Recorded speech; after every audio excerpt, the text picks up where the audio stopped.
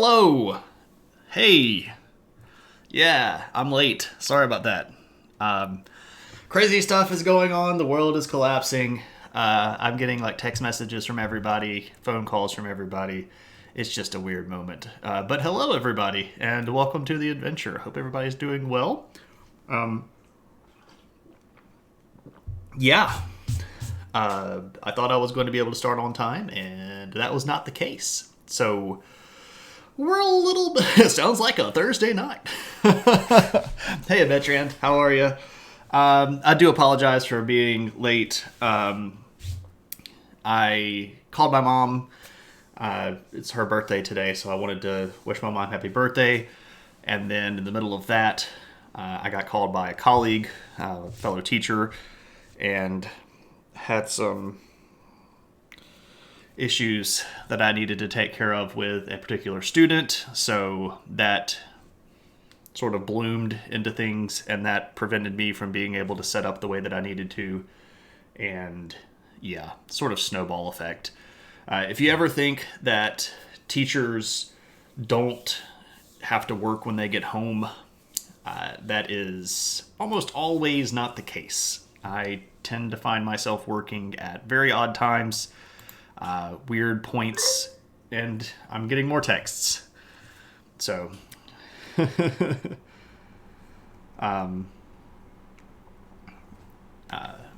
yeah. Anyway, the job might be over when I come home, but that doesn't mean the work stops. So, hope everybody's doing okay. Hey, Vipers, good to see you. Good to see you.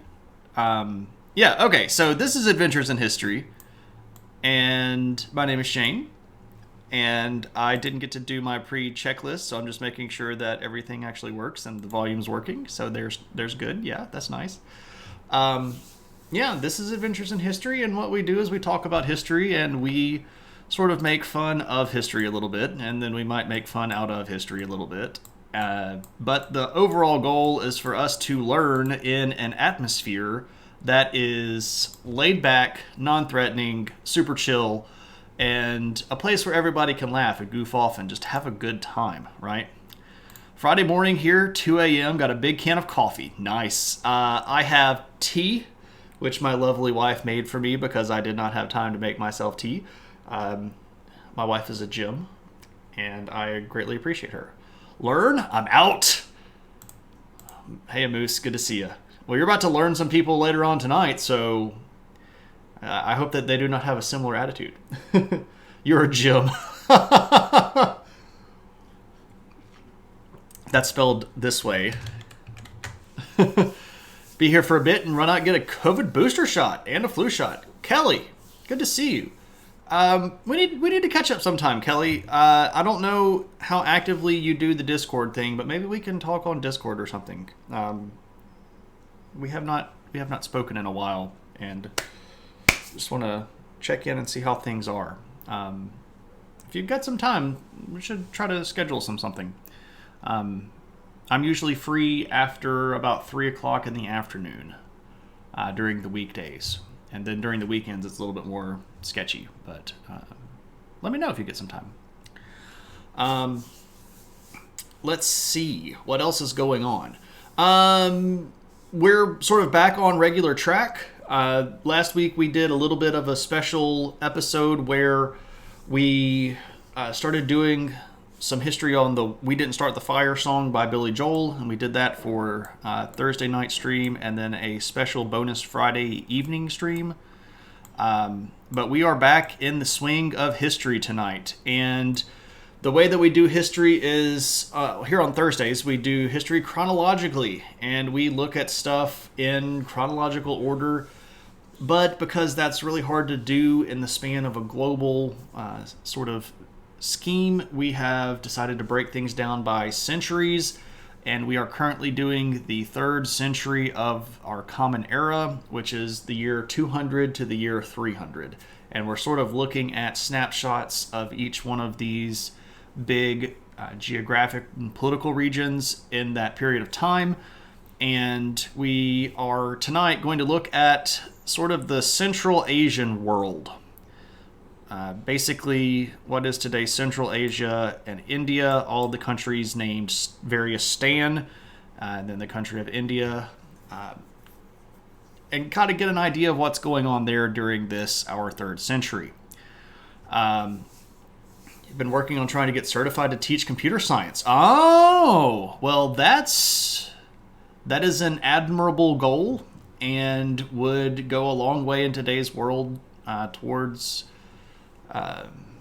applying some additional job security. I know all about going in to get another degree to try to hang on to a job. Got an essay deadline in 12 hours and you've been kind of sleeping the entire week. Wow.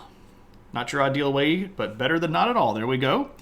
So, about us humans being the giant ape cousins, call the paleontologist. Indeed. Yeah, so we actually had a pretty good... Well, I rambled a bit, and then we had some input from some other people on the Discord today. Mwahaha, I'm here. I mean, I'm still at work, and I can't stay, but here. Hey, Tuna, good to see you, man.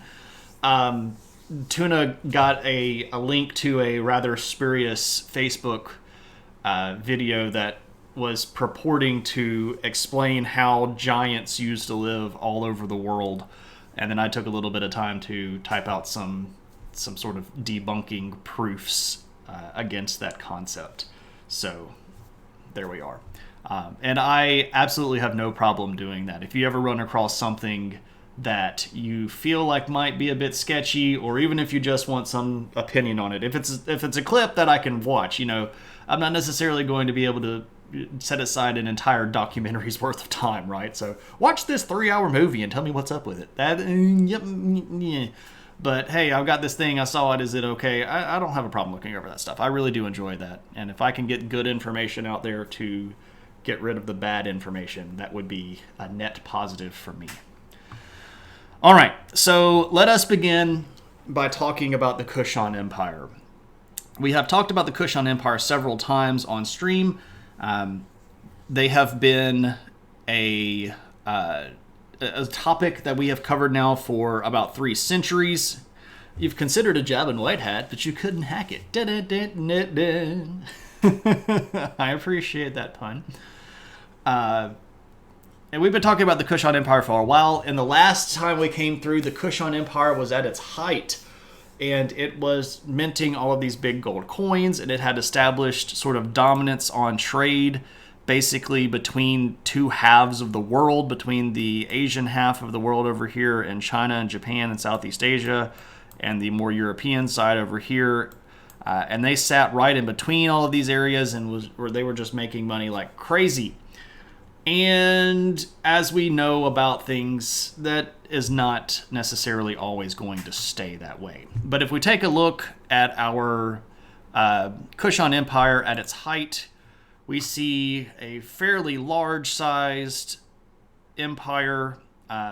This is under a ruler, a guy named Kanishka, who controlled a really big empire that stretched all the way up here, all the way across into Central, all the way down here, Central Asia. This would be roughly the Caspian Sea coast, right about here, and then all the way down into what is most of northern India. Should we do a viewer request stream on creationism? I mean, I could detail creationism and what they believe, if that's what you're asking, or I could do a stream that sort of rebuts creationism, if that's what you're asking. I could do either of those.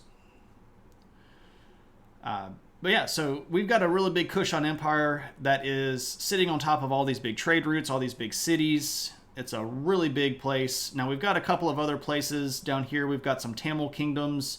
We've got the Satavahana Empire. But the Kushan Empire is what we're really going to be looking at here at the beginning, because of this guy. This guy's name is Vasudeva. Tangents are done. Back to work. All right, Tuna, thanks for dropping by. Much appreciated. Hey, Lumpy, good to see you. Yeah, look at those abs. That's actually not his abs. That's supposed to be part of his sort of royal frock. This kind of comes off of the neck piece and attaches to the belt line. He doesn't have what is like a 12 pack here. For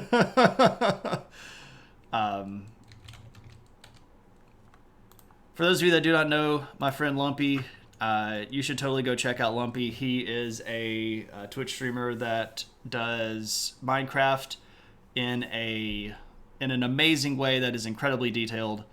Yeah, absolutely. Go follow Lumpy. I did not know that I enjoyed watching Minecraft streams until I started hanging out with Lumpy, and it's magically soothing. So you should go check it out. Anyway, this guy's name is Vasudeva, and he is going to be sort of like the last really big Kushan emperor. He's going to reign from 190 to about 230, and the reason we mention him specifically is because he's kind of the last one that really shows up. And one of the things about empires that we can learn as a bit of a lesson here using the Kushan Empire is that you start being less relevant when you don't show up in the texts of countries around you, right? So one of the big sources that we have on the Kushan Empire is the official Chinese record, especially ambassadorial records and records where the emperors of the ruling dynasty in China made treaties with the ruling dynasty in the Kushan Empire. And Vasudeva is the last one that we have record of outside of the Kushan Empire. So it's pretty clear that even during his reign, things are sort of going downhill. And a lot of this has to do with pressure from outside of his region, because there are big groups of people moving around in this early 3rd century, and Vasudeva is unfortunately going to be the target of some of these. Kushan Emperor, similar to the Mattress King? Yeah. Indeed. Or the Pillow Czar. I don't know, I'm just making things up now. So, Vasudeva is important because he's kind of like the last one. Now, there are other Kushan emperors, but they're not going to be sort of around very much. Ohio. Hey, KP. Did you make it in time for your favorite history class? I don't know. Is this your favorite history class? I'm just picking. Hey, Batbird. You should also go follow I Am Batbird, who is an awesome art streamer, does both traditional and digital mediums, and is a delight to talk to. So you should go talk to and follow I Am Batbird and get your eye holes full of some great art. So, yeah.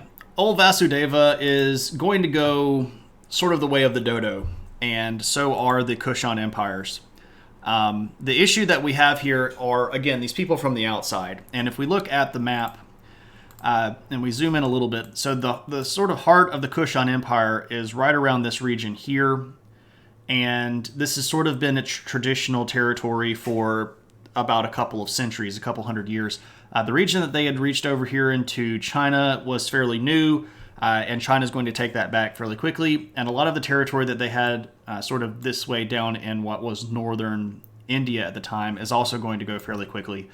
And the Kushan Empire is basically going to get kind of squished into a little territory that is really just right about here. And I've got a map that shows it's a little bit later. You all knew I had more maps, right? But one of the things that I can tell you is that if we look at the coinage of the Kushan Empire, we can also tell that they go downhill pretty fast.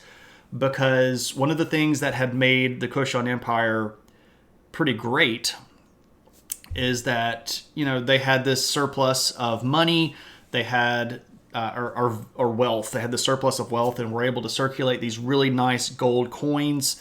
And if we look at Vasudeva the First, who is this guy, and then compare his coins, which again,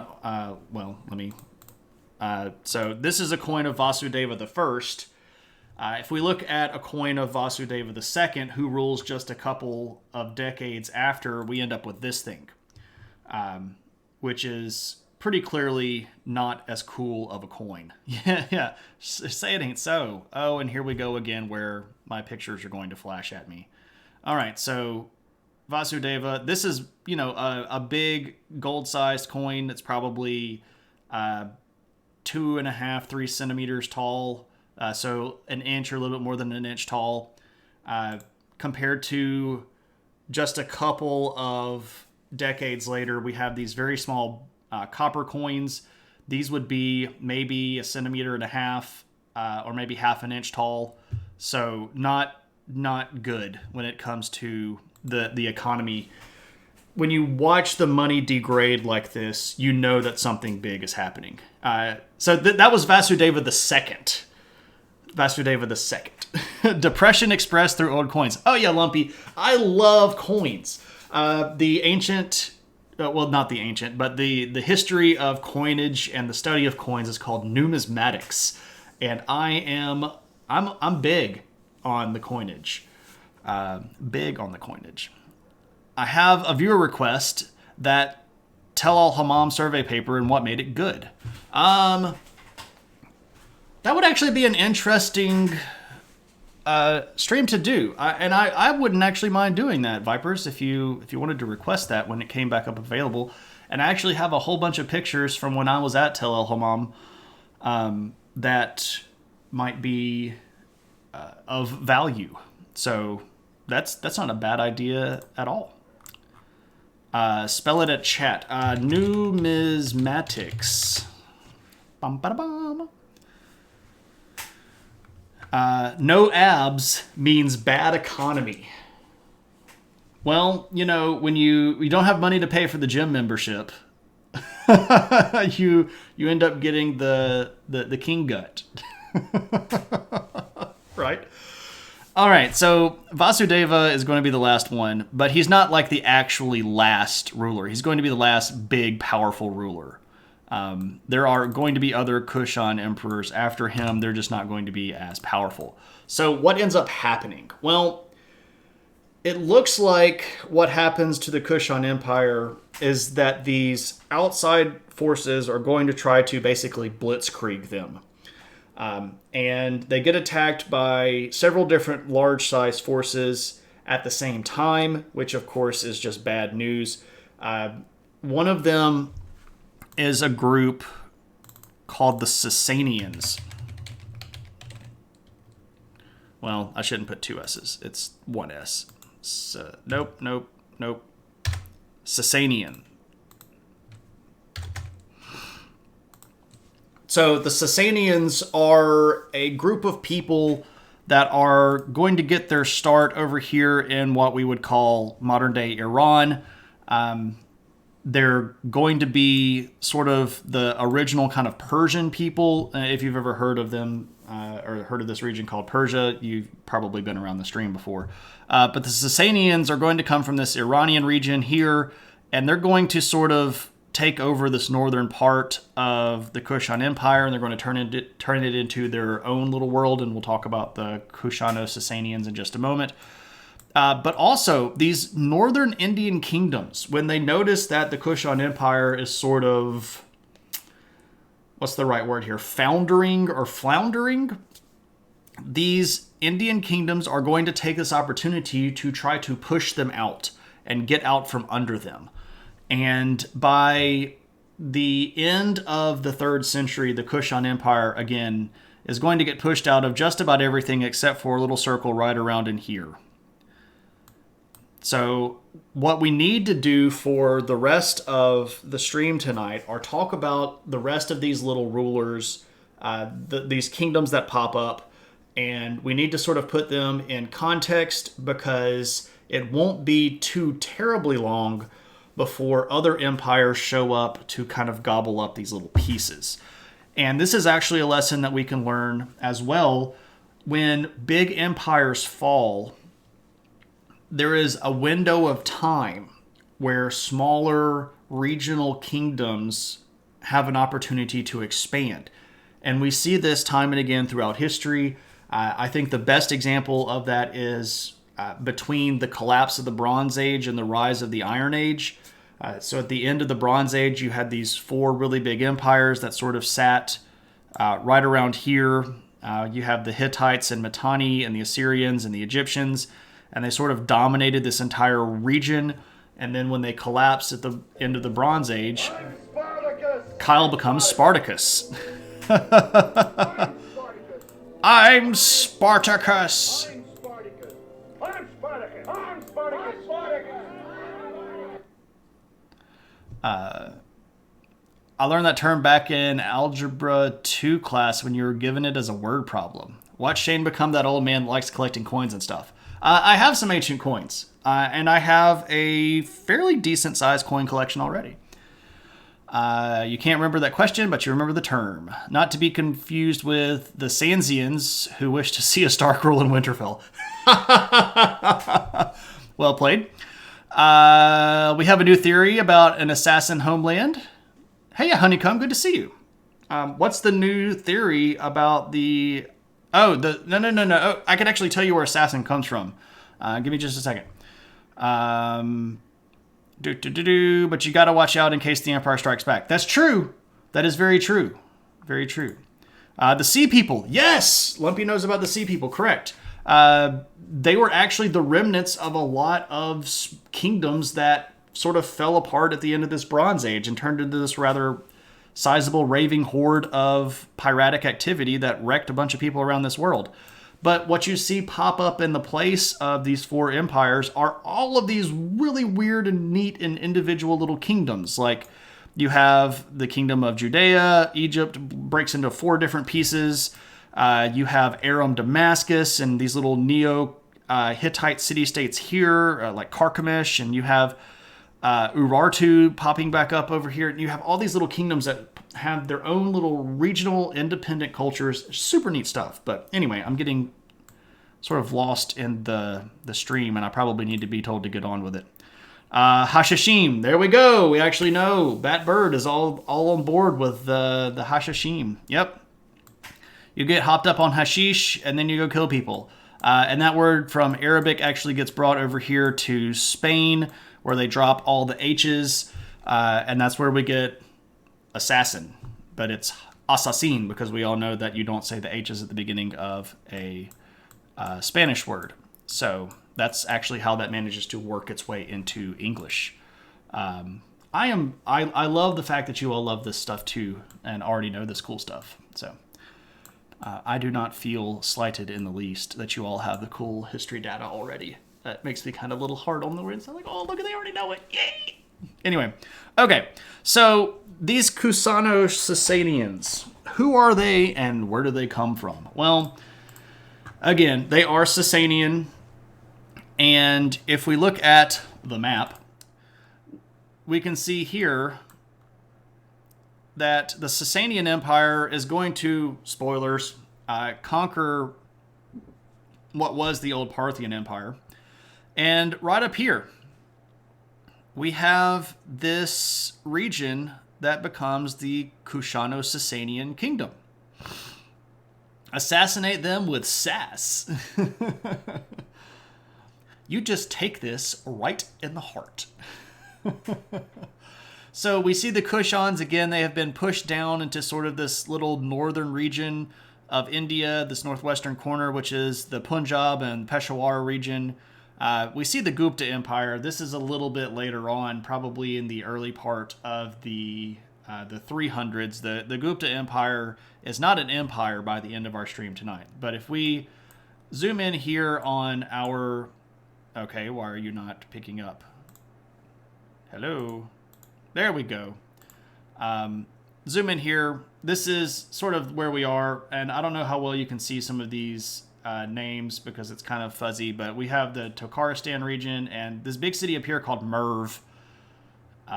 We also have Kabul, the capital of modern-day Pakistan. These are the regions that the Kushano-Sasanian kingdom is going to come to control. And these people are pretty interesting folks. So let me change this Nope. Nope. Where are we going? I don't know where we're going. Where are we going? Kushano-Sasanians. Is that sticking out? Yep. Of course it is. Maybe I should break that into 2. One of these days I'll figure out how to make this text box stick to where everything always ends up being equal.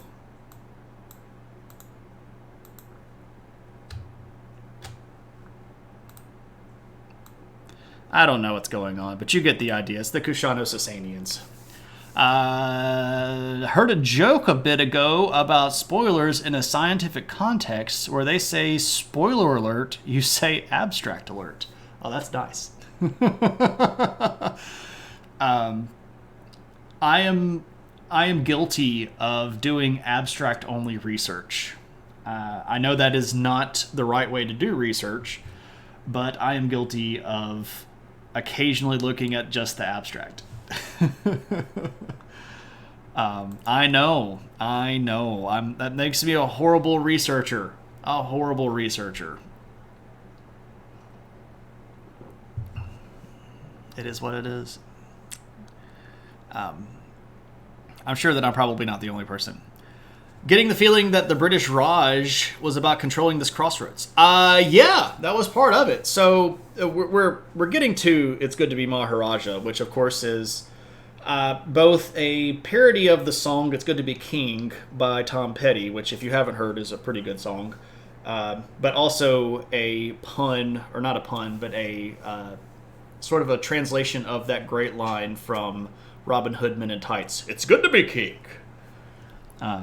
You would never. Also, what is an abstract? So, if you read a scientific paper, especially, well, maybe not even just a scientific paper, but a paper that has been published in the good scientific method, at the beginning of the paper, you'll usually get this little part called the abstract, which is sort of a very brief summary of what the question was, the sort of research that they had to do, and then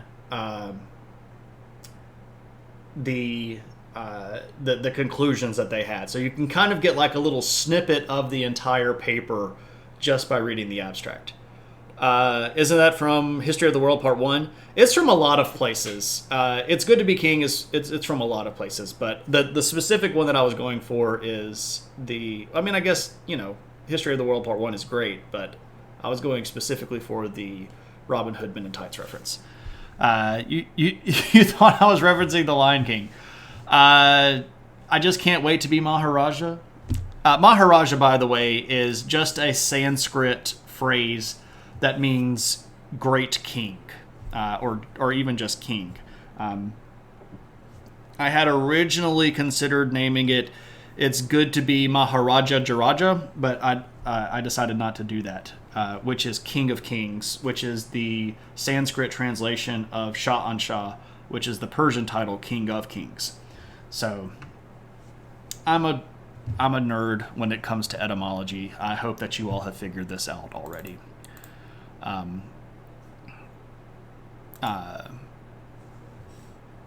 Anyway, so who are these people? Well, the Kushano-Sasanian kings are going to be put together by their first king, who is a guy named Ardashir.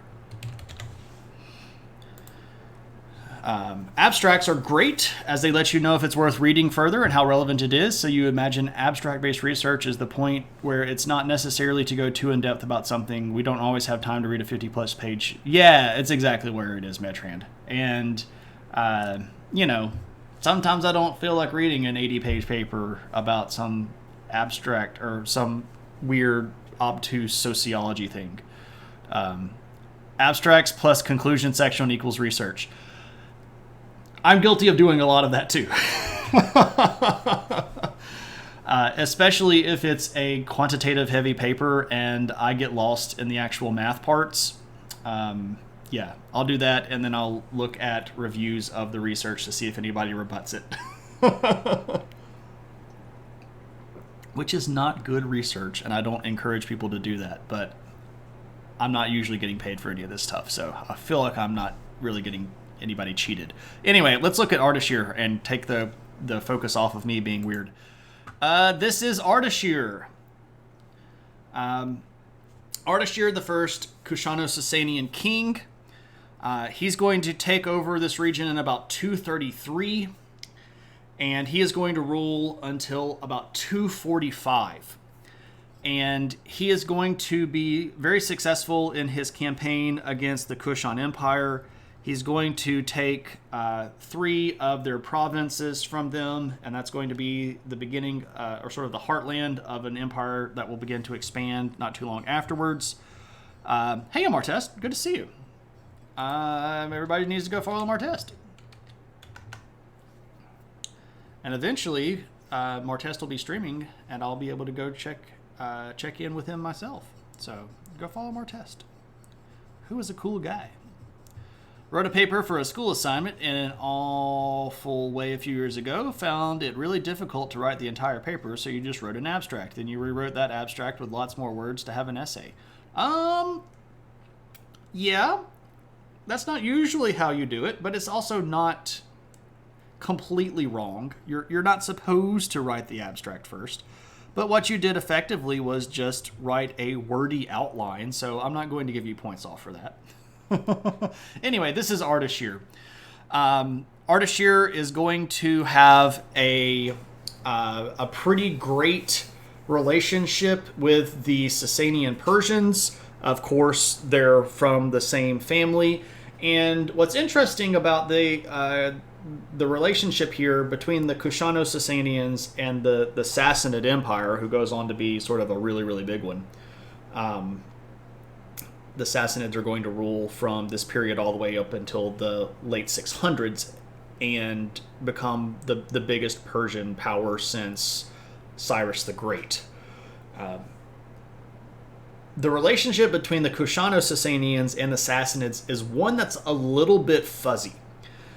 We are not 100% certain exactly how they are related. Which lady is on the back of his coin? Are we... Oh, we're talking about Ardashir? Let me see.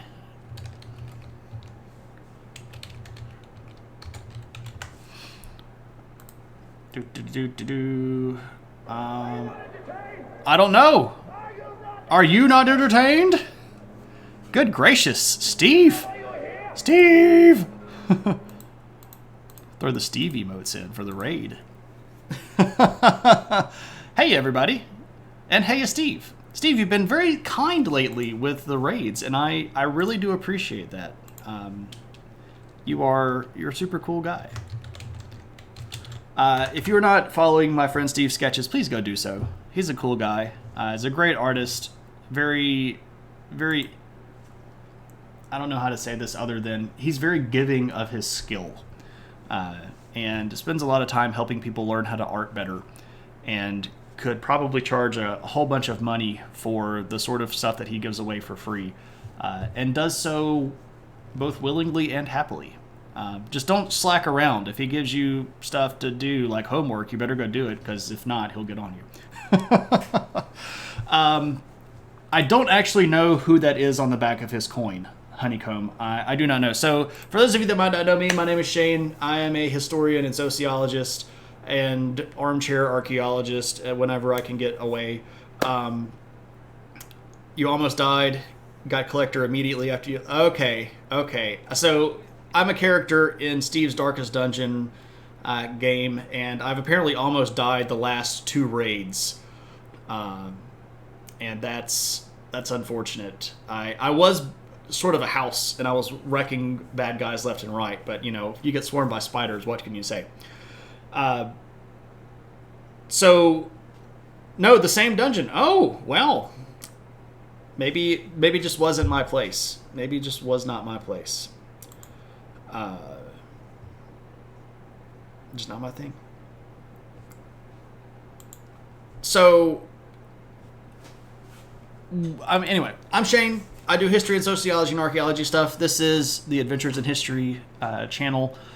And we talk about history, and we do history that people don't always talk about. We talk about stuff that doesn't necessarily show up in the regularly scheduled history programs, but it's fascinating stuff, and it puts a lot of the puzzle pieces together and fills in a lot of the blanks that a lot of people have. So we are currently talking about this group of people called the Kushano-Sasanian Kingdom, and we are looking at the maps. That's the break screen. The break screen again. Good gracious. So we're looking at where they are and their kingdom and sort of their neighbors, and we just talked about this guy whose name is Ardashir, who is the king that founds the Kushano-Sasanian Empire, and this is him right here. And I had a question about who this lady is, and I don't 100% know. The Gupta empires, and yes, we're actually going to talk about the first of the Guptas at the very end of the stream tonight. Welcome to the stream where the streamer can't work his system very well. Hey, don't be hating. We hope you enjoy the show as well as the information. Yeah, and sometimes me being a goofball is kind of part of the show. So there we go. So Honeycomb asked who the person on the who the woman on the coin was. And I don't know 100%, but I would bet that I could make a really good guess. And let me tell you why. And this actually sort of gets us sort of back on topic. The Kushano-Sasanians are going to be fairly different than the Kushan Empire that they took over from, in that they are avid Zoroastrians. Now, the Kushan Empire had been sort of dabbling in Zoroastrianism, but they had also been some rulers that were very Buddhist, and even a couple that seemed to be fairly friendly to Hinduism. And when the Kushano-Sasanians move in, they are going to bring back Zoroastrianism like big. And because of that, I suspect that the woman on the back of his coin, which is called the obverse, or sorry, the reverse, is going to be one of the Zoroastrian goddesses, probably Anahita, which is spelled like this. I couldn't tell you that for certain, but I would bet with a fairly high degree that's probably what it is. You only know of that religion because of Civ 6. Zoroastrianism is amazing. It is one of my favorite religions to study. I think its teachings are particularly fascinating. We've done a whole stream about Zoroastrianism, and if you want to go back and look through all of the VODs, it's fairly early on. I can't remember exactly what number episode it is. We're on episode 73! Holy crud, episode 73! How did we get here? Yeah, it's still active. All of my VODs that I can remember to save are saved. Now, I have missed a few here and there, I'm not going to lie. Sometimes I just forget to highlight them so that they stick around. But the vast majority of my VODs are there. A year and a half almost. I know. Holy crazy. That's amazing stuff. I never thought it would get this far. When you throw in all the viewer request episodes, we're almost at 150 episodes. No, not 150. We're at like 40-something viewer request episodes. We just did 43, so we're at what, 76? And that's 100 and 116? Yeah. So 116 something. That's crazy. That is crazy. That's craziness. And when you throw in the History of Middle Earth streams, we're at 120. Yeah, so. Wow. Thank you all so much for hanging out and make this actually a thing. Anyway, Ardashir, the Kushano-Sasanians, culturally speaking, these people are, again, they're going to be very Zoroastrian. They do seem to be fairly open and religiously tolerant. There are still going to be Buddhists in their territory, and there are still going to be a little bit of people that are going to claim other religions like Hinduism or local polytheistic religions in their territory. And they're going to seem to be fairly tolerant of that. That's not always the case in the ancient world. Did a Google and a coin trading site with some listed as 8K say it's variously described as a queen or a goddess. If the salesman doesn't know, I'm guessing no one knows for sure. That's probably true. That's probably true, Vipers.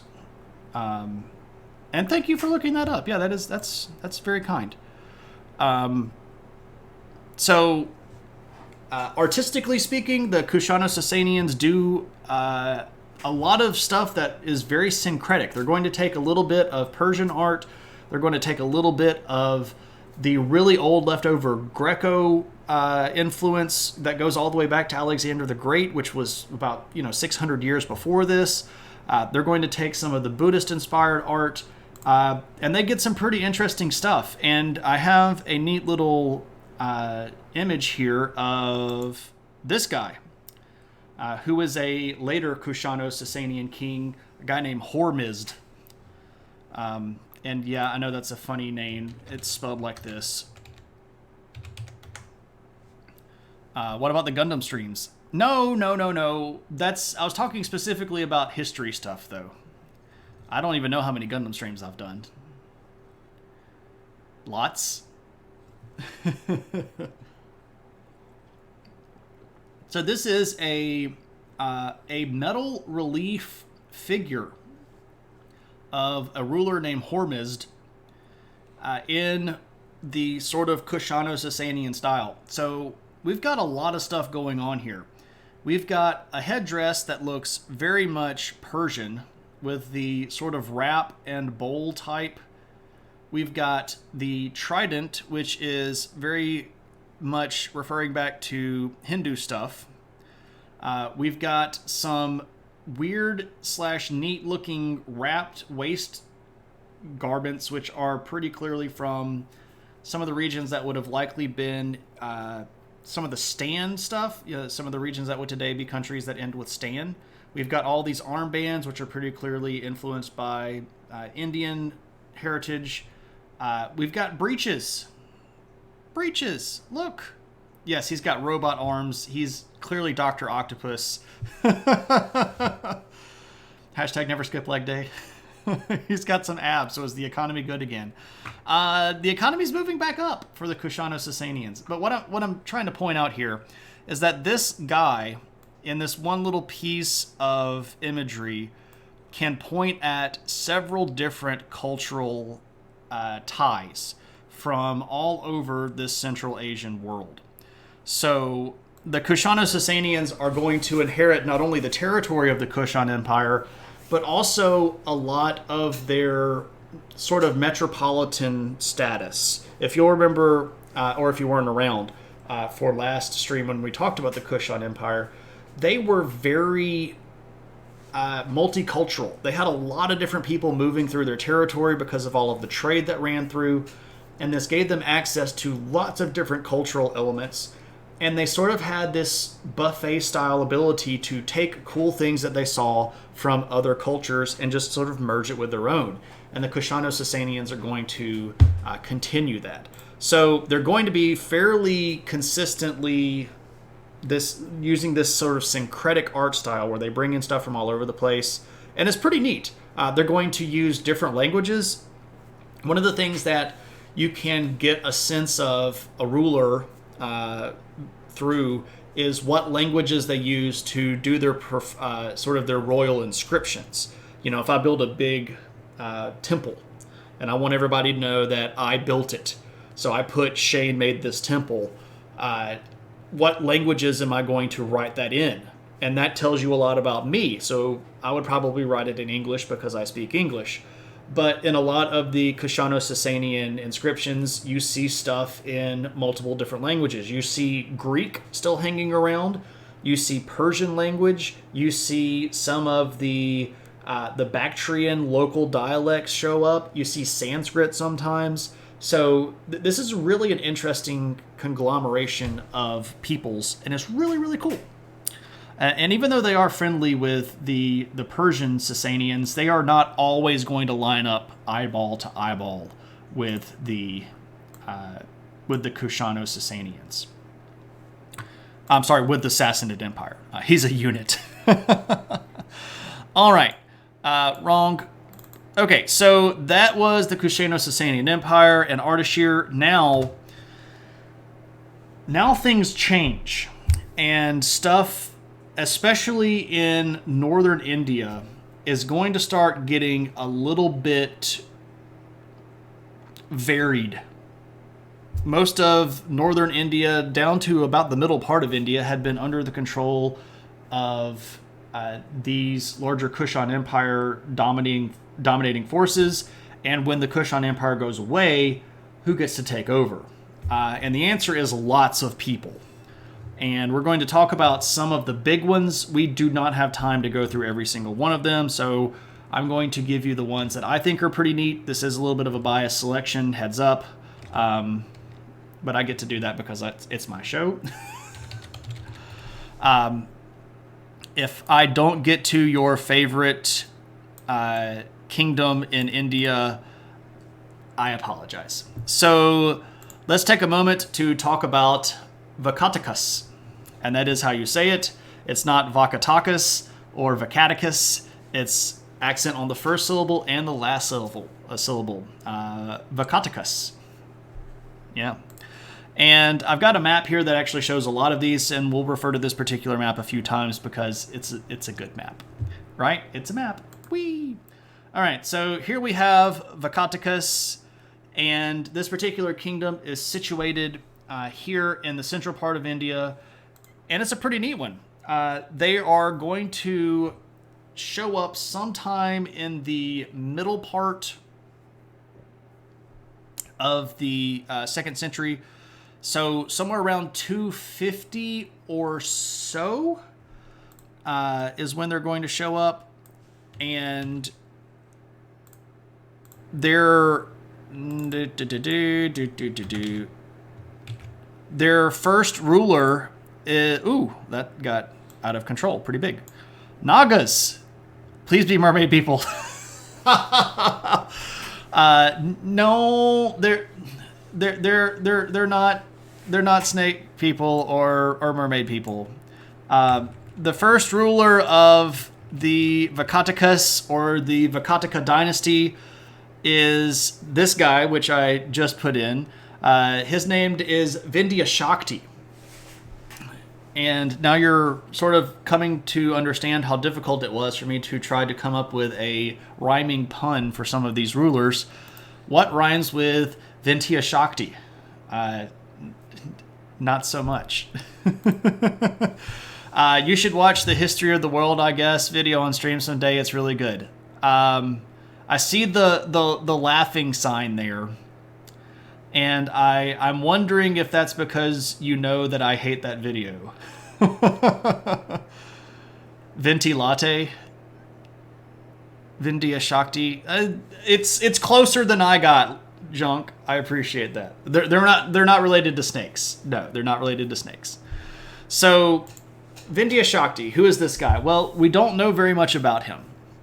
In fact, the only reason we even know that he exists is because of his great-grandson, who wrote down this inscription that lists Vindhya Shakti as the guy that started the Vakataka dynasty. And does that mean he was a real person? Maybe not. We're going to say that he's probably real. I think that he probably was based on a character or a king of some sort that was in the middle 200s. We don't really know very much about where his homeland would have been. There's a lot of debate about where Vindhya Shakti would have ruled from if he actually was a king. But we do know that the Vakatakas began to conquer that region in central India. And if we sort of zoom in here on central India, there is a big region right around in here, which is a very large plateau. And it is called the Decca. And we know that the Vakataka dynasty is going to hold on to this particular region for several hundred years. So if we have to guess where Vindhya Shakti would have ruled, probably somewhere in here, probably a little bit closer to the northern part than the southern part, probably somewhere closer to this region than that region, but we really don't know very much about Vindhya Shakti at all, other than the fact that he's got a pretty cool name and I enjoy saying it, so I like to say it a lot. Have you watched it before? Yeah, I've seen it before, and I get asked about it all the time. I need an official statement. I need to make a command for History of the World sometime. Or History of the World, I guess, that basically says, yes, I've seen it, no, it's not accurate. Decca Records is quite OG. Indeed. Avada Kedavra. That's the neighboring kingdom, and as soon as they named themselves, everybody there suddenly died, and we don't know what happened. There's just like this big green light, and then everybody in the whole kingdom died.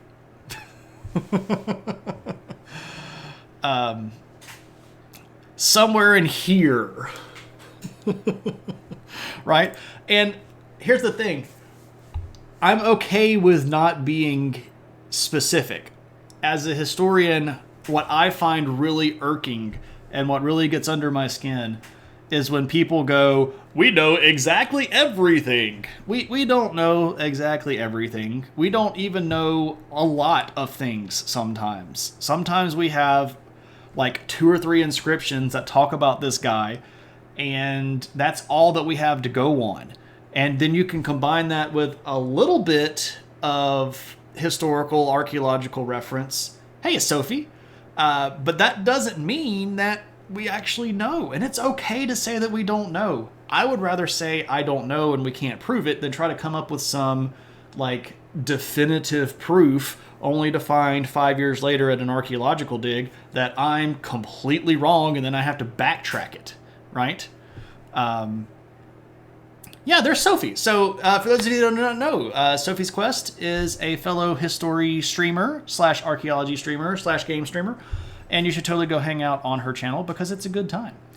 We raided into Sophie's Quest a couple of streams ago, and it's one of these like, I wonder if this person's going to jive with our group, and I wonder if these people are going to be cool. And it turns out, yeah, they are. And there's a little bit of friendly rivalry. I will note that Sophie's Quest does claim to have, according to the page there, the #1 history stream on Twitch. And I respect the position. Clearly been around a little bit longer. Clearly has a larger following. But there's friendly rivalry that has been established. Not that I wish Sophie anything wrong. You know, I'm just being a goofball here. But we're getting bigger. We're getting bigger. We're getting there. We're catching you. You're catching you up. History battle. History at dawn. Random history facts. World capitals go. We need to combine forces for some collab. I would be down for that completely. I would be open to suggestion as well. Any time. If we can make it work, we can make it work. I'd be appreciative. Capital of Pakistan. Epic extreme battles of history. I do like rap music. I do like rap music quite a bit. All right. So if we don't know so much about Vindhya Shakti, do we know anything about any of these people? And we don't know that. We don't know that at all. If we don't know so much about Vindhya Shakti, though, do we know anything about any of these people? That's a fair question. And it turns out, yes, we do. We know quite a bit about this guy whose name is Pravarsena. And Pravarsena is going to rule from about 275 into the early 330s. And he is going to be the guy that really gets the Vakatikas going. He's going to be the one that begins to expand territory outside of their home. He's going to be the one that is going to start adding cities outside of the natural territory to the larger kingdom. And he is going to be definable within a pretty clear history sort of regiment. We do have years for this guy. We do know when this guy ruled. We do know that he was very Hindu. He was from the Brahmin caste and the Brahmin culture. The Brahmins were, of course, and are still, I guess, in some particular strict versions of Hinduism that still hold pretty strictly to the caste system. The Brahmins are the top of the castes. So the Brahmins were the priestly caste, the ones that were supposed to be the closest to getting out of reincarnation, samsara. If you want to know more about Hinduism, we did a whole stream on Hinduism as well, that you can go back and watch. So he is very, very Buddhist. I'm sorry, very, very Hindu. It does appear, though, that he was fairly tolerant of Buddhism. The two big religions in India at this time are going to be Buddhism and Hinduism. And depending on the ruler you get, your kingdom might be tolerant of both, or it might be very, very pro one or the other. And there's going to be quite a bit. Brahmin. So the caste is this. Is Brahmin. But there is this thing, Brahman, which is sort of the universal force / universal spirit in Hinduism. Brahman is like the soul of the universe, and soul is a very imperfect comparison here, and I use it mostly to try to give as much of a connection to what we might consider Western religion. But Brahman is like the overarching universal soul, and according to Hindu teachings, our individual spirit is this thing called Atman. And the way that we get our spirit is that a portion of Brahman sort of encapsulates itself and then gets transported into a human body. And the goal of Hinduism is to get your personal Atman back to unification with Brahman, which is a moment that's called moksha. Hermann Hesse failed to explain this in Siddhartha. So Siddhartha is mostly about I don't even want to. Yeah, Siddhartha is a very interesting book that has a very frail grasp on a lot of very deep concepts. And let's be clear, I am not claiming to be the deepest of deep understanders of Hinduism. I have studied it enough to be able to explain it at a rudimentary level. I am not somebody that has memorized the Puranas. I have not read all several thousand pages of the Vedas. I have read some of the Vedas, and I've read most of the Bhagavad Gita and some of that stuff, but I do not have what I would consider to be an expert level knowledge of Hinduism. I've missed a lot in chat. We need a history of Twitch history streams, Twitch history. Oh my good gracious. Gotta say, pretty cool to be able to point at a map in your stream and say, hey, I've been there. Rather vague. Metron, have you been to India? That would be awesome. You almost made the Fallout joke, but you will respect other religious faiths. Appreciate it. Brahmin like the two-headed mutated cows from Fallout. There we are. Let's see. If a human soul enters a bee, do we get a Batman? No, but there is a city called Batman in Turkey. It's over right about here. There's a city called Batman, and it's spelled Batman. Pretty neat if you ever go there. Let me catch back up with chat. You remember this vaguely from history class in high school? Cool. You enjoy. Oh, no, Siddhartha is it's a good book.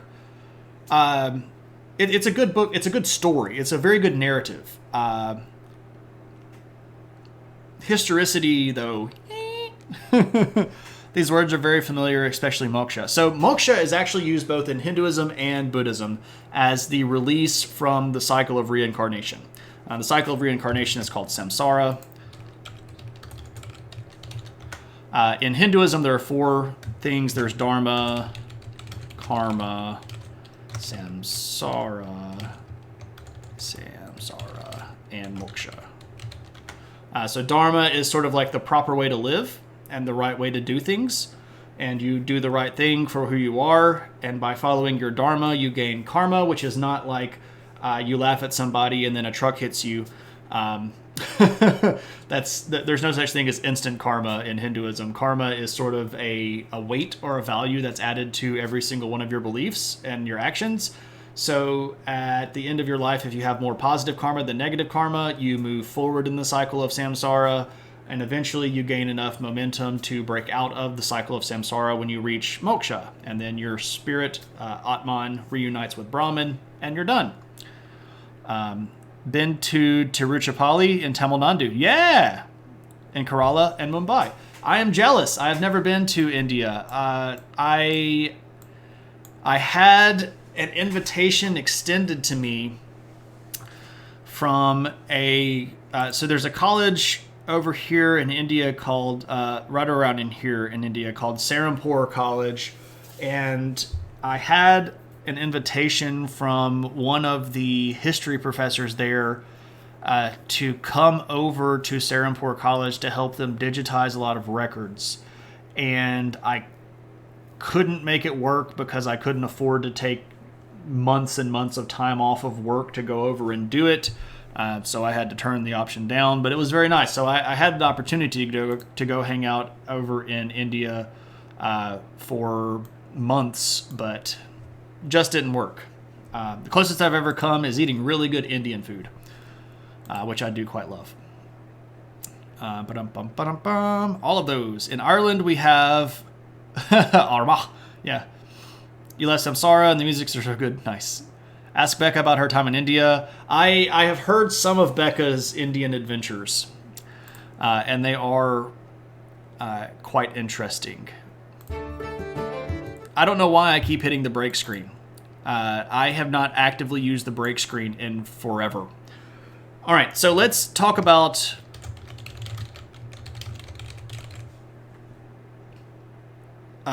well, let me just get rid of other, and we'll just go Indian kingdoms, and that'll fit on one line.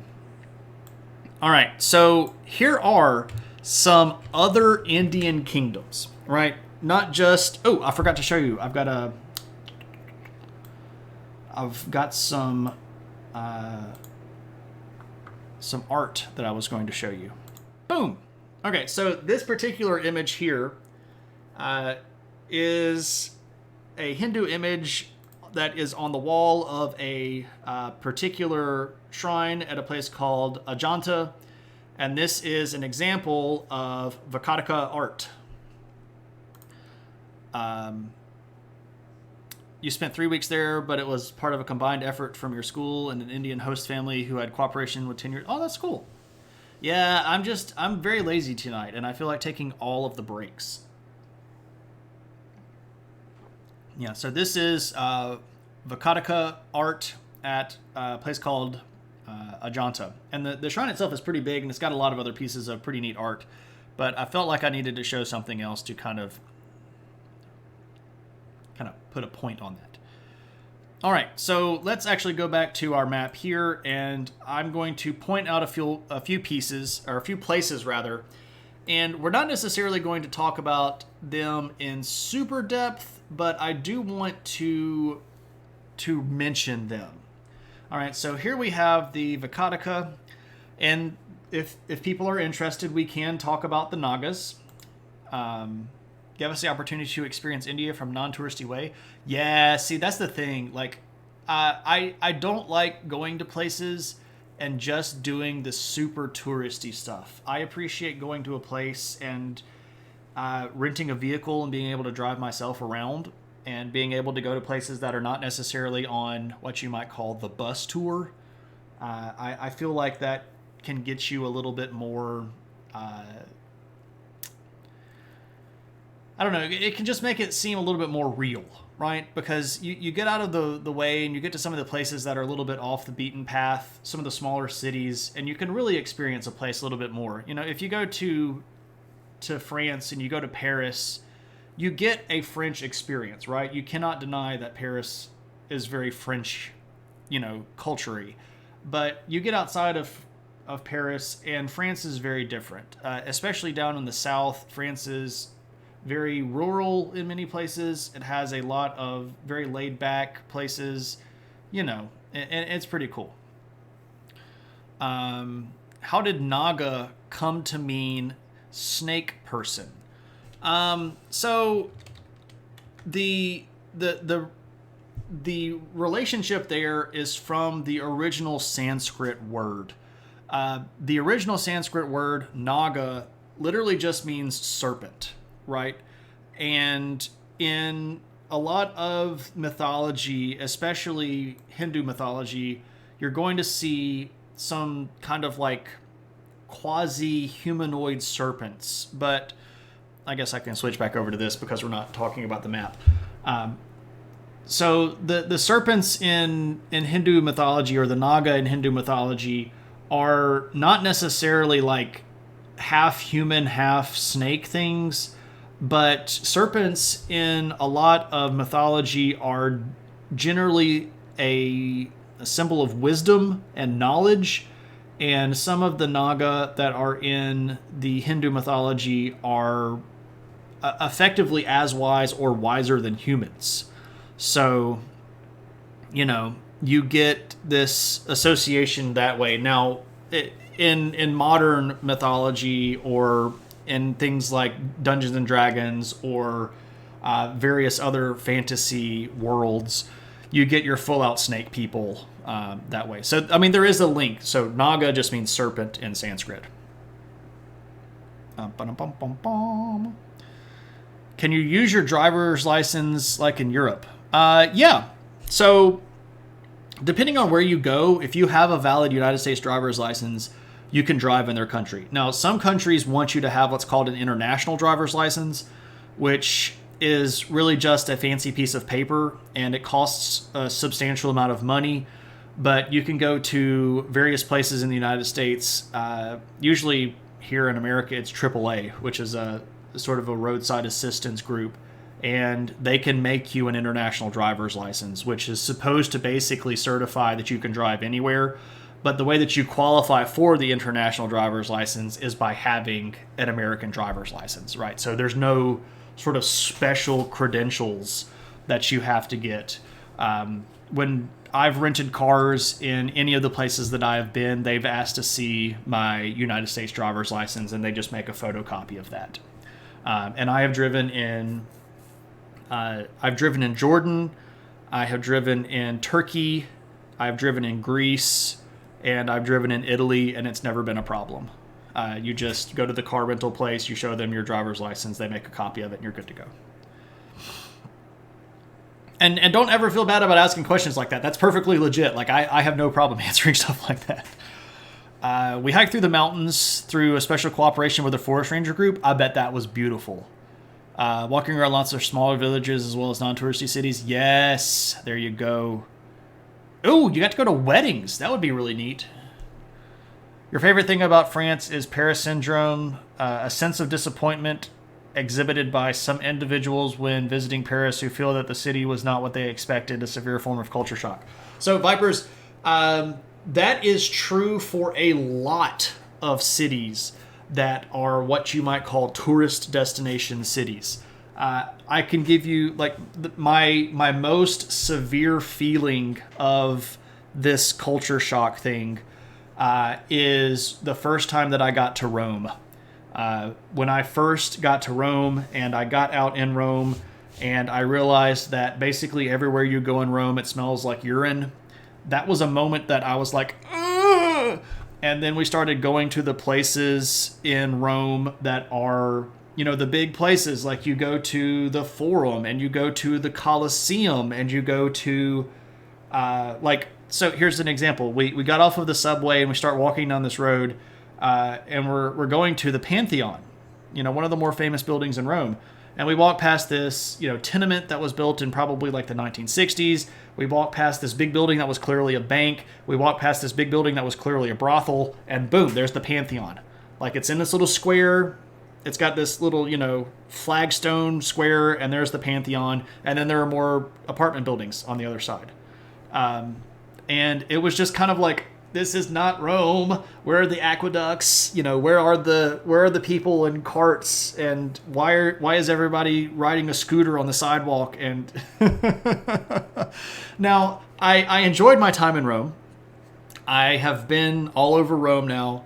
But yeah, Rome was not what I thought it was. And I had to mentally adjust to what it actually was. Nagini from Fantastic Beasts. There we are. Yours works in the EU, but not in the US. Really? That's interesting. Yeah, Venice is a lot more crowded than it seems. And let me tell you, they made the road system in Venice to make you get on those boats. They made it so that you have to get on the Vaporetto.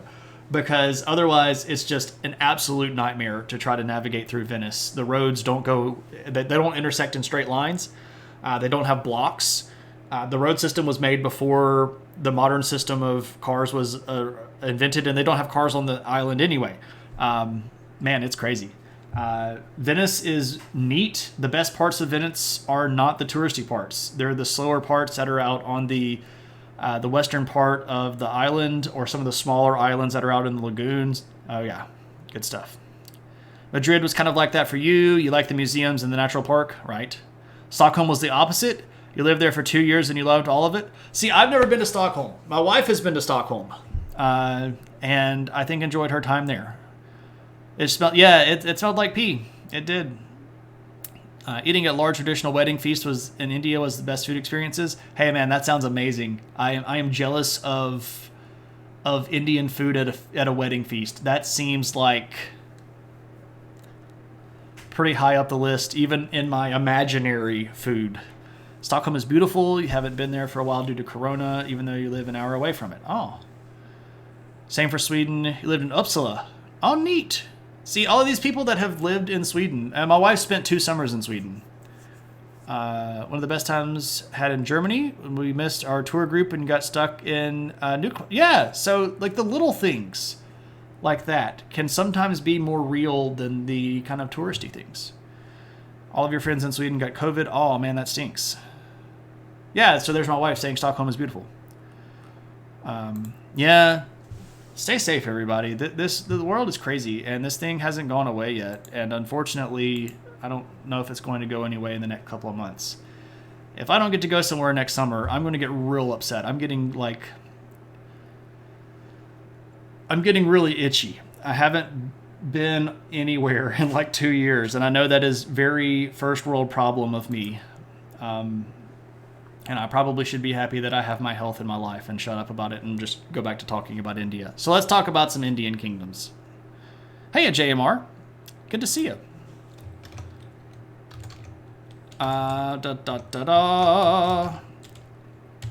There's JMR. Everybody should go visit you in Tampa. You have a really cool Gundam store down in Tampa. And that is tempting, but Tampa's a long way from here. I could fly there and probably be there in a couple of hours. Driving would take a substantially long time. Going to travel through Germany? Nice. In December? Cool. Sweden just removed all restrictions. Statistically at a good place? Nice. Maybe Jeff Bezos will let us hitch a ride on his rocket ship. Before I go any further, go follow JMR Killer, who is a really cool guy that does gaming streams and occasionally builds models or Legos. Is a great conversationalist, and you'll have a good time. So go follow JMR. PhD candidates. Wow, maybe I need to go get a PhD with full benefits. There's one big downside to Tampa. It's in Florida. Florida's not the worst place ever. Go around the city, but you actually get paid for it as long as you keep it. Yeah, see, that's kind of that's a draw. I don't have a PhD, and I don't necessarily need a PhD. But if I could get paid $40,000 a year to get a PhD, that's. Anyway, let's talk about India, because that's what we're supposed to be talking about. Also, there's Cave Geek. You should go follow Cave Geek. If you have been in my chat more than once, and you have not followed Cave Geek, why haven't you? Go follow Cave Geek. All of the maps that I'm showing you, he could make for you. He could make you this map of India if you so desired. You could have this hanging on your wall. You could have the Nagas on your wall. If you're interested, let's actually talk about the Nagas. The Nagas are ruled by a group called the Barshiva dynasty. And the rulers of the Naga kingdom right here are going to sort of be kind of big for their britches for a little bit. There are a couple of documents that come out of this time period that claim that the king of the Nagas, the king of the Barshiva dynasty, did the Ashmaveda horse sacrifice. I've talked about this on stream before, but I think I probably should again. So the Ashvamedha horse sacrifice, and I'll type this here so that people can see it. Ashvamedha.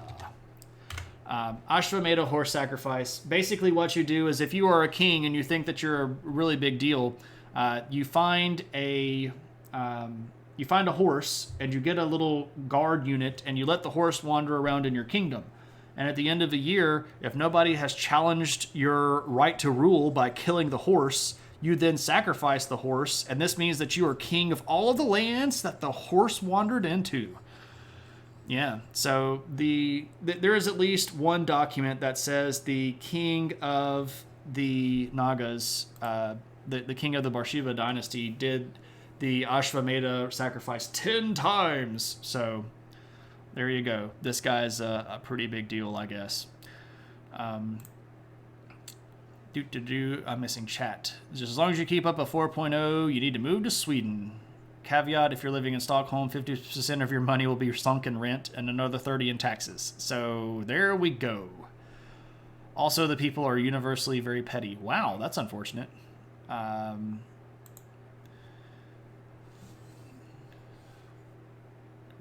interesting. So, Ashvamedha, there we are. Do your horse sacrifice and you get to be king. This group up here, the Kachavis, these are going to be a pretty big group too. Now, this group is going to be one of the Buddhist kingdoms. And this is probably because they are fairly close to the sort of homeland of Buddhism, which is this northern and eastern part of India over here.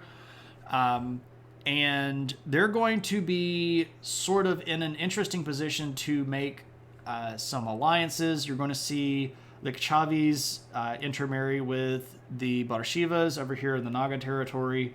Also, this little group right here, which we'll talk about in just a second, is going to be a pretty big deal in just a bit.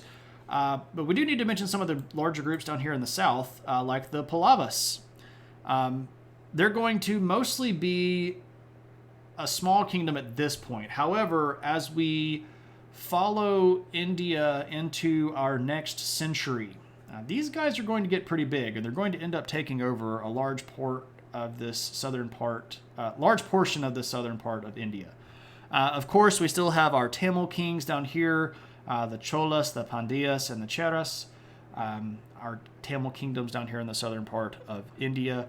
But if we look back to what India was under the Kushan Empire, all of this was more or less one big Kushan Empire. And now we have all of these smaller groups, and you can see that there are other ones here. Abhiras and the Western satrapies kind of make a comeback during this period of time.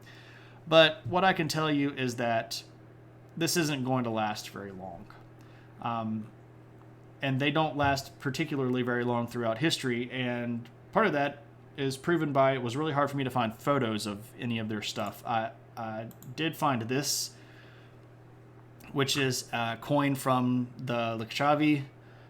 Neat little bronze coin here with a horse on it. This is almost certainly one of the Ashvamedha horses. Look at me. I'm a cool king. You didn't kill my horse, so I'm in charge. Right? Let me catch up with the chat. As an Irish system, Bolagit was a shock to you. Okay, I don't know exactly what that is. You have the same in Quebec, so it was okay. People of Swedish, Romanian, and Estonian, decent, quite gorgeous. I'm sure at least some of them are petty kings. at least. Although taking the boat to Åland Islands was a fun experience for alcohol and food. Nice. Native student in Sweden, entitled to 300 USD from the government and another 700 and less than 1% interest loan a month, as long as you don't earn over a certain amount from other sources and as long as you keep passing the course. Oh, nice. There we are. Enough to keep yourself living and studying. There we go. System Bolaget is a state monopoly of selling alcohol over 3.5%. Wow. Wow. That's interesting. Huh. I was unaware that such a thing existed. I'm not super surprised that it existed, but I was unaware that it existed.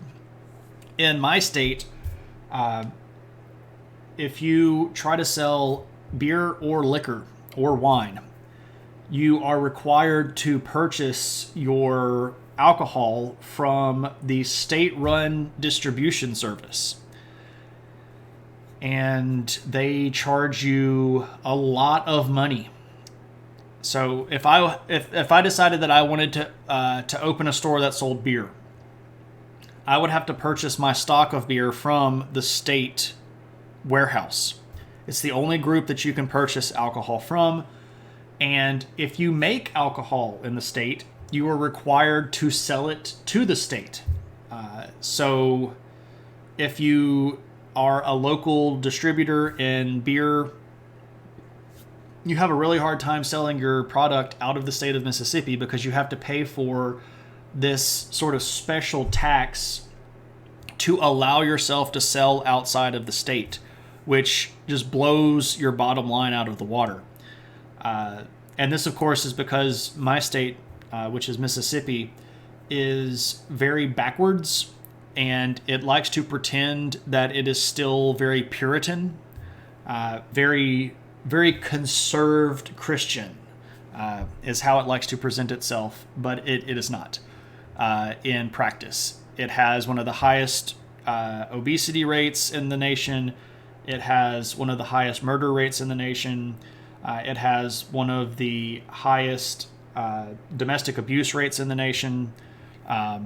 It's not a very proper state.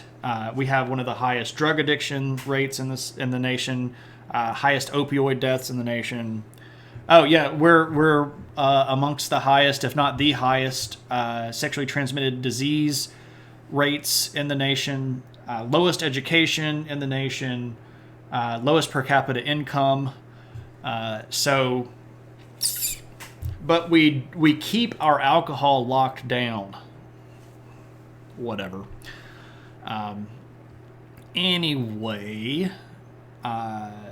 so let's talk about the last of the kingdoms that we will discuss tonight, the Gupta. Mississippi has a certain reputation in the outside world. It probably deserves it. But I would like to point out that that both my wife and I live in Mississippi, and KP, who is one of the mods in our chat, lives in Mississippi, and Mac in a lab coat, the other mod in our chat, lives in Mississippi, and amongst those three people are three of the most intelligent people that I know on Earth. So it's not everybody here. It's just many people here, right?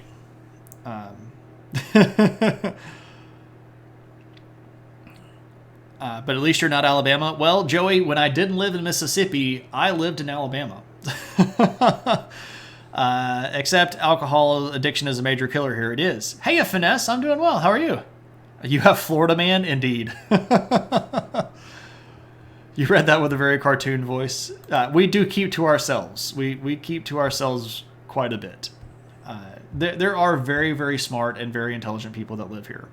There are very forward-thinking, very open-minded, very kind, very loving, very intelligent people that live in Mississippi. There are also a lot of people that aren't those things. And it's just the truth. All right, so let's talk about the Guptas. Now, when we come back to India in the next cycle, so when we were looking at India in the 300s, so from 300 to 400, this group is going to be really, really big. And there are going to be lots of people that end up getting swallowed up by what becomes the Gupta Empire. Now, we're going to talk about the first guy that sort of started the Gupta Empire, and his name is Gupta. Here's the thing, though. We don't really know a lot about him. We don't really have a lot of information on him. What we do have that talks about him is from this thing. This is called the Allahabad Stone. And it's a really big pillar. And in this particular inscription, I love showing ancient writing. This is actually a rubbing of the Allahabad Stone. Not Sanjay Gupta. Technically, this guy's name is Sri Gupta. Gupta Empire started with Gupta. No, I cannot read this, but I do love showing it. I enjoy showing ancient writing because I think it's really neat. I cannot read this. I cannot. But this particular inscription is the only real textual evidence that we have of Gupta. And this particular inscription was made by his grandson, a guy named Samudragupta. So actually, all that we know of Gupta and his son, whose name is Gatotchkacha.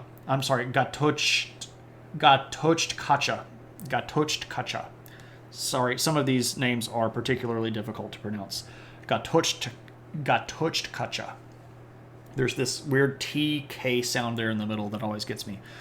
So we know about Gupta and his son from his grandson, Samudragupta, who goes on to be a really big emperor that conquers a whole bunch of folks. But we know that Gupta is going to be a person that claims the title Maharaja, that he is going to be king of a little country of his own, and that this is going to start something that becomes pretty powerful. The Guptas are going to conquer a big chunk of India, and by the time we get done with the Gupta Empire, they will be the largest empire that India had ever seen. So, it's spelled like this.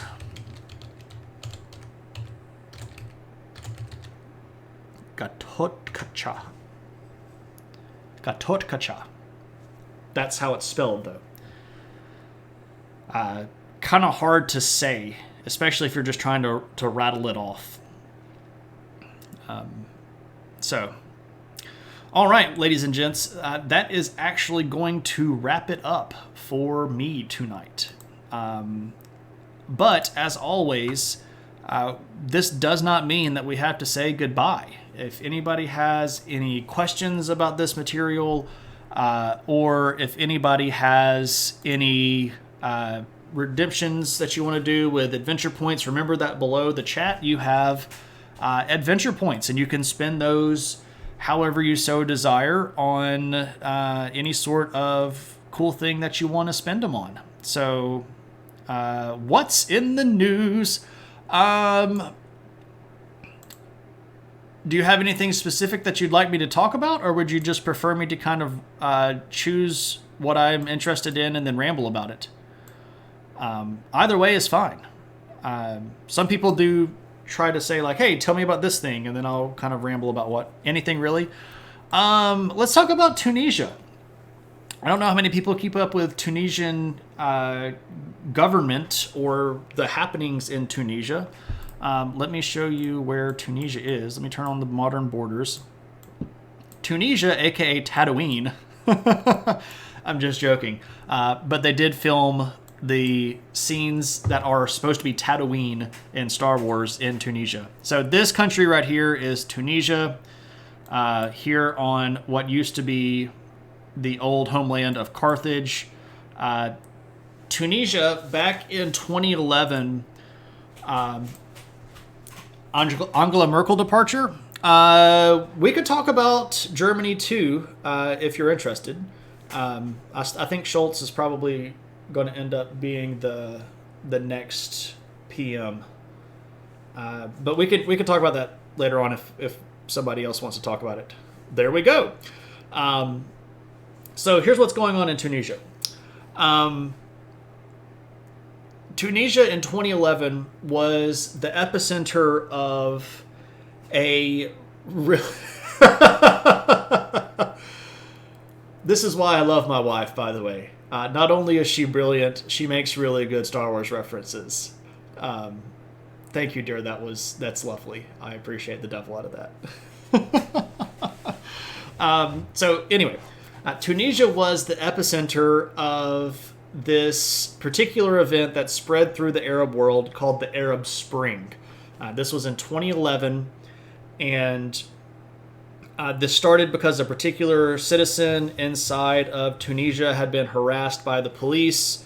The police stole from him some of the items that he used to basically make his living. He was a fruit vendor, and some police stole some of the stuff out of his cart, including his scales.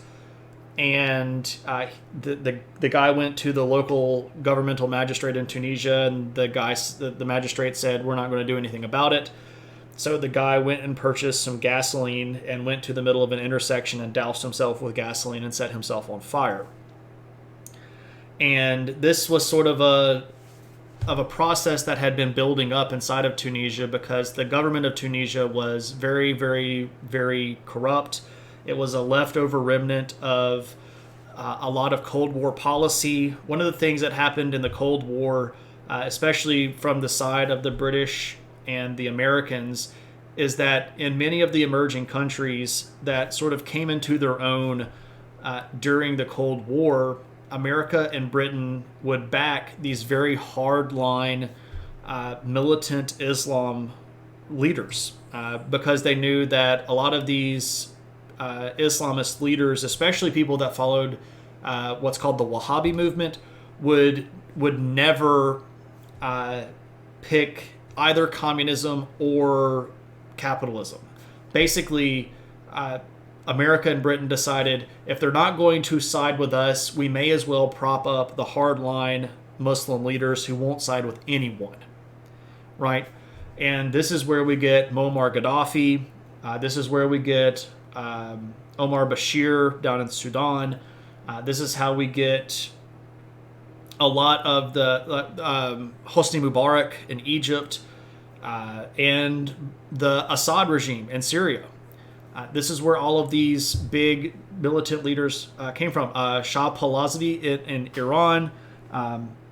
Pahlavi in Iran, the Shah that got run out to be replaced by Ayatollah Khomeini. All of those people were leaders that had been propped up by America, and the Tunisian government was still sort of a remnant of that old Cold War thing, and they had been very Kabbalistic at the government level, and the people revolted. And from Tunisia, this spread across lots of Arab countries, especially using the internet. This was something that was sort of the first big, like Facebook-fueled sort of thing, where the internet was pretty clearly the driving force of a lot of these protests. This is what actually started the Syrian civil war that is still going on today, over a decade later. But in Tunisia, there were a lot of government reforms. A lot of government reforms. And there were a lot of laws that were passed, and there were a whole bunch of really big steps taken to try to basically modernize Tunisia. And things were going okay for a while. But over the past 4 or 5 years or so, the government in Tunisia has fallen back into very totalitarian sort of ways. And the president, the current president of Tunisia is this guy named Kais Saied. And a couple of months ago, he basically decided, hey, Uncle Bill, good to see you. Saeed basically decided that he was president and he could rule however he wanted to, so he shut down parliament and basically said he could rule however he wanted and just passed a bunch of laws. Well, that did not go over very well, and a lot of people, especially from the international community, said you really shouldn't do this. So Said was pressured to reopen the Tunisian parliament. And this is where the interesting thing comes in. So yesterday, it was announced that Said had named a new prime minister.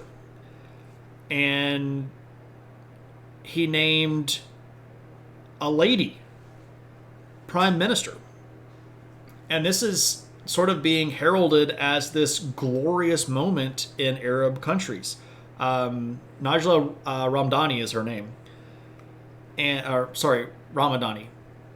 Friends, Romans, countrymen. lend me your ear. Thank you very Praise much, Caesar, not to praise him. Uncle Bill. Much appreciated for the host, my friend. So, Ramadani is a lady and now prime minister of an Arab country. And this is sort of a big deal if you just look at it as an Arab country has its first prime minister. Here's where I'm a little concerned. The bigger issue with Tunisia is that they are running on very, very thin ice. They have a whole bunch of debt that is coming due very soon. There's still a whole bunch of corruption in the Said administration. And what I am worried about, this might not happen. I might be wrong on this, but what I am worried about is that Said is doing this as a gesture to the wider world. Look how progressive I am. And what is going to end up happening is that when something bad goes down in Tunisia, like they default on their debt, he's going to say, oh, well, that's the prime minister's fault. And then he's going to fire her as an appeasement to the Islamist elements of the Tunisian government.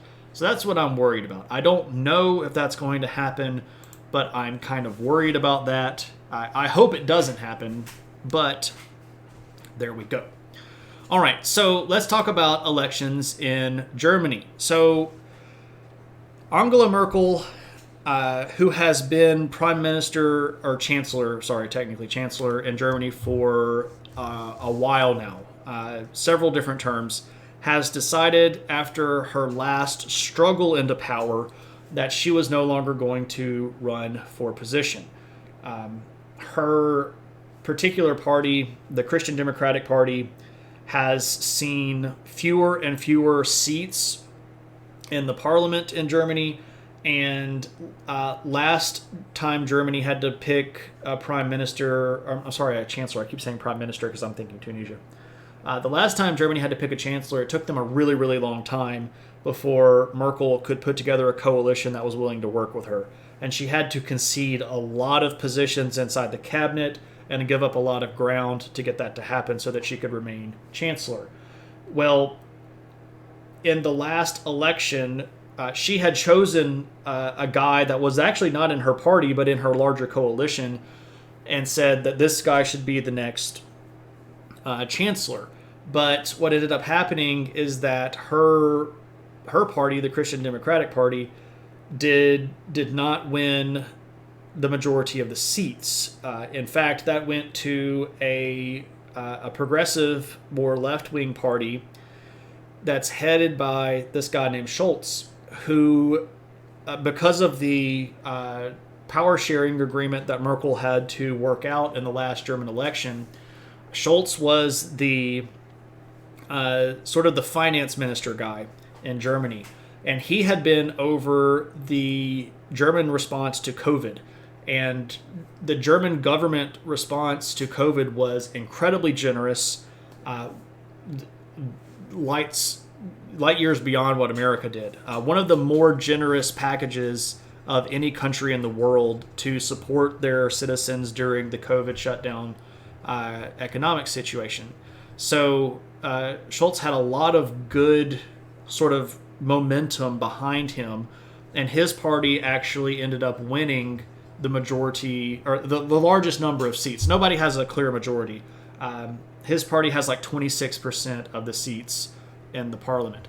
So now what has to happen is the government has to extend to him the offer to form a government. And the big question right now is basically, is he going to form a government by putting together a coalition of people that does not include Angela Merkel's party, or that does include Angela Merkel's party? And there are a lot of people in Germany that are sort of fatigued with Angela Merkel's Christian Democratic Party, and watch my email for a welcome letter for TKF next week. Well, that just tickles me pink. Uncle Bill, thank you very much. I'm kind of have a moment. So yeah, basically what happens now is Schultz gets to make a government, and whomever he gets to kind of pick is up to him. And there are a lot of people that want him to pick a group of political parties that don't have Angela Merkel's old party in the coalition, so that he can sort of take Germany in a new direction. Knowledge Fellowship. So a few... Good gracious, I guess it's been a couple of months ago now. I raided sort of randomly Rocket Sage. And if you do not know Rocket Sage, you should totally know Rocket Sage. Is that going to work? Ah, there we are. Rocket Sage is a geologist. And I was sort of just looking around for someone using Twitch as an educational tool, an educational platform. And I rated Rocket Sage, and she's like, hey, great, this is cool. And Rocket Sage is a founding member of a group of Twitch streamers who are educators. And that's called the Knowledge Fellowship. So I got to join their Discord, and I applied for membership. And I guess I have passed the muster, if you will. Got to go to bed. Big Pharma meeting in the morning. Lumpy, thank you so much for dropping by. It's always a pleasure to have you in the room. I hope you have a great night, and I hope that your meeting goes excellent tomorrow. So yeah, I guess I get to be a member of the Knowledge Fellowship, which is super neat, and I feel very special and a little warm and fuzzy on the inside. So that's good news. Thank you very much, Uncle Bill. Much appreciated. Yeah. So anybody else have any questions, point redemptions, anything like that? Otherwise, we can look for somebody to raid. And there are lots of folks around tonight.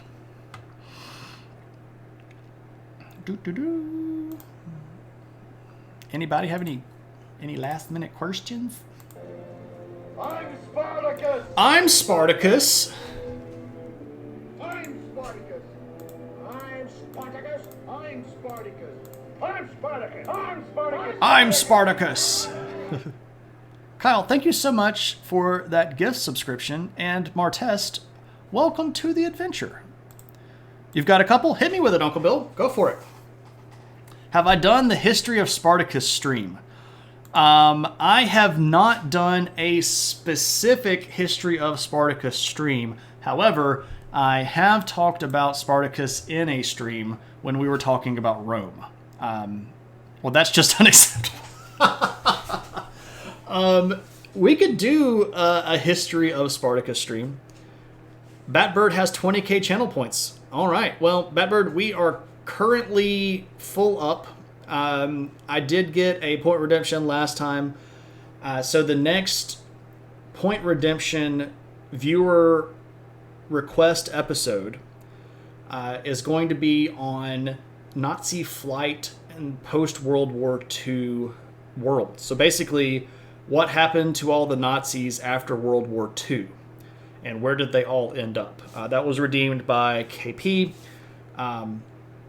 And when we get through doing that one, we'll have a vote, because I sort of stagger them. So I'll do a point redemption, and then we'll do a voting one, so that everybody gets to kind of throw in, and then we'll do another point redemption.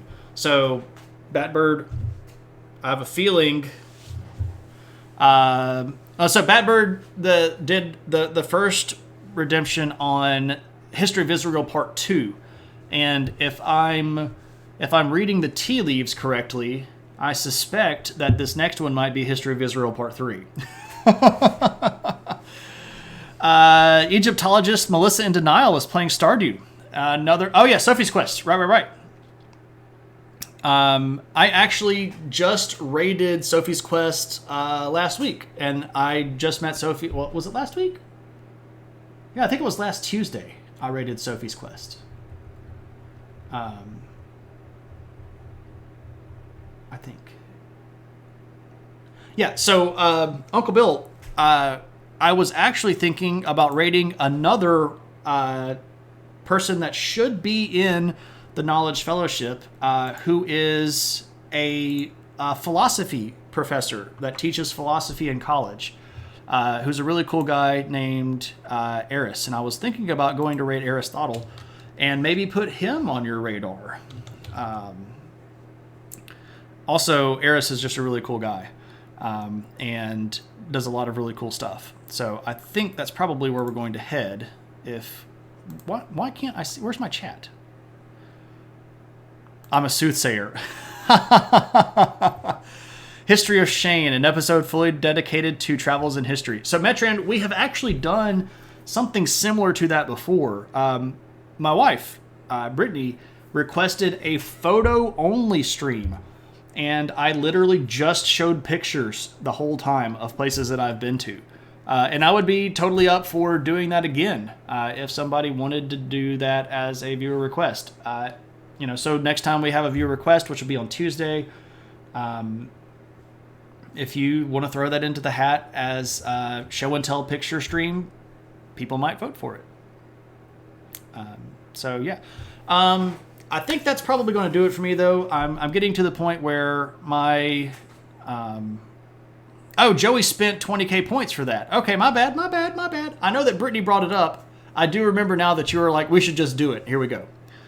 No, there were no maps in that stream. Now, I did use Google Earth, because I sort of always use Google Earth.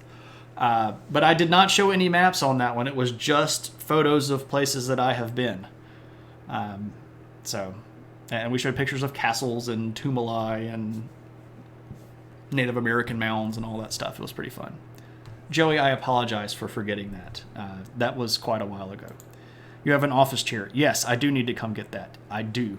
I also need to give you action bases.